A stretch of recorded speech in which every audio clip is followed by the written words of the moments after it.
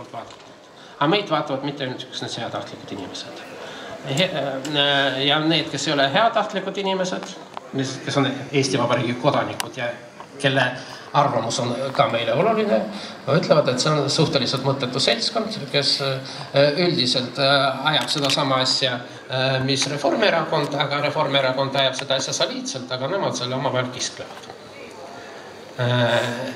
Nii, ma ei taha öelda, et see on õige. Aga selle vastu me peavad olema sisulised argumentid.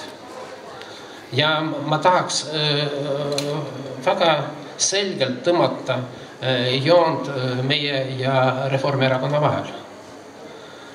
Üldiselt Reformierakonna ideoloogia, nimetatakse liberaalseks, aga ütleme, et ta on liberaalne euroopalikus, mitte ameerikalises mõttes. See ei ole vale ideoloogia. Seal on mõned põhimõttelised asjad väga õiged. Aga ta ei ole piisav, eriti sellise riigi jaoks nagu Eesti. Ma luban öelda ühe mittepoliitilist korrektse anekdooti, kuidas mustlane harjutas hobust mitte süüa, et peaaegu harjutas ära, aga ta suri. Et üldiselt on väga hea harjutada, et hobune sööks vähem. Aga see hobune, see Eesti Vabariik, meil teist ei ole. Ja nii, et me ei saa ainult selliste retseptidega. Ja siin on kaks põhilist dimensiooni, mida me peaksime väga selgelt rõhutama. Üks on see, et Isamaa ja Res Publica Liit on ainuke erakond, räägime nendest, mis on Riigikogus esitatud, kelle absoluutne prioriteet ei ole üksnes Eesti iseseisvust, vaid ka Eesti kui iseseisev rahvusriik. Ja seda jagavad mitte üksnes etnilised eestlased, kelle mina üldse ei ole. Ja väga paljud venelased, ka need, kes ei ole meie erakonna liikmed, tahavad elada Eestis just nimelt sellepärast, et see on eestlaste riik. Nad ei taha siin, et see oleks teine Ukraina, teine Venemaa või teine ma ei tea mis asi. See, et Eestimaa on Eesti rahvusriik, ei tähenda mitte kellegi diskrimineerimist.